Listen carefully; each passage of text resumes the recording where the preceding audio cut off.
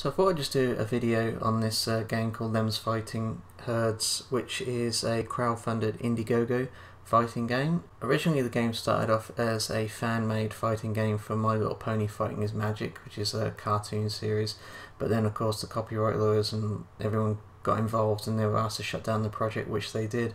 But then the actual creator, I think her name was Lauren, saw what they were trying to do and offered to actually help them to create their own world and create an original fighting game. So then it went on to Indiegogo and they actually got backed quite comfortably. I think one thing that really helped them is that the creator of Skullgirls, Mike C, during the Skullgirls campaign, actually one of the stretch goals for them was if they reached a certain level, they would actually give the fighting game engine for Skullgirls along with the GGPO netcode to the company Main 6 to actually help them make their fighting game free of charge, which I imagine it has saved them a lot of time and a lot of money. So the game got backed quite comfortably, and I believe they actually managed to reach a few stretch goals as well, including a DLC character who's actually coming later on. But at the moment the game is actually scheduled to be released, have the version 1.0 at the end of the year. I was lucky enough to take part in the beta and the early versions, and now it's on a public beta. And the initial impressions are, well, it is a fun game. It kind of reminds me a bit of Skullgirls, so obviously if it uses the same engine there's going to be some similarities. The aesthetic though is going to be one thing that you're going to love or hate. I think if you look at it and you see these animals fighting it, and I completely understand it's not going to be some people's cup of tea, but to me it's always been about the fighting mechanics and the fighting game, and I mean, if you can see the animation quality and the look of it, the graphics are pretty well done, the music is incredibly well done, the sound effects, they're all spot on, but just the aesthetic of the animals and that kind of thing, that I know that's not going to be to everyone's taste. And I suppose in a way I'd much rather them have created a different fighting game, but then again I suppose it'll be like so much what I already know, and at least this is original. So what they're planning to release for the full game is you're going to have combo trials, training mode, I think a story mode as well. They've got a lobby system and a pixel lobby system, which is actually pretty cool. It's a bit of a combination of, I believe, what Guilty Gear is. And if anyone's tried the Dragon Ball Fighters beta with the lobby system there, it's kind of like that, but it's done with a pixel art. And I believe that they're going to have a lot of that done for the full release anyway. I think the only thing I would say about the game so far that might just be a little bit of a worry is 6 characters is not a huge amount. I know they're planning a 7th as well later on, but 6 characters is not that many at all.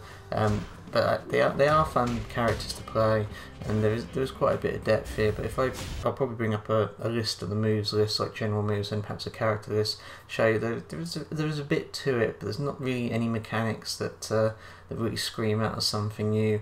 Characters do have a magic bar which you can increase, but I think some characters can do it just normally, it just increases normally, or some characters have to do special moves or certain moves to actually increase as well. That I think is a bit of a pain for some of the characters. But the combat at its core, it does feel fast and fluid. While it doesn't have the tag team mechanics of Skullgirls or Assist or anything like that, if you played Skullgirls and you play this, so a lot of it does feel familiar to me. Even when you go into a training mode, the amount of training options you have, if you're a big fan of Skullgirls, you know, quite a lot of that's in here as well. I think having the Skullgirls engine was a great blessing for this game. But the gameplay itself is great fun. There's a lot you can do. It seems to be quite a bit of depth.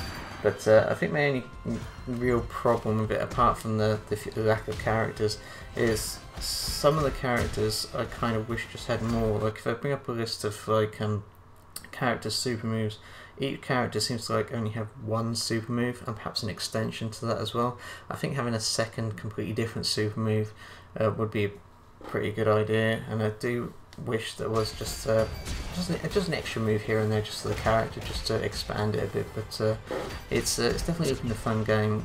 I actually backed it, and I'll be getting the physical release as well, because that's probably the most I've ever put into a crowdfunding project I've ever done. I am kind of hoping when it gets to full release, I hope it's reasonably cheap, because of 6 characters, even though content wise, apart from the 6 characters, I think it's going to have like combo trials, as I said earlier, but and a story mode, but how deep that story mode is, that's something we're going to have to see. Oh yeah, the other thing I was mentioning as well, the netcode, GGPO, fantastic. I've only had a few matches so far, but it does seem to work pretty well. I've actually had some matches against people far away, and it does seem to run pretty well.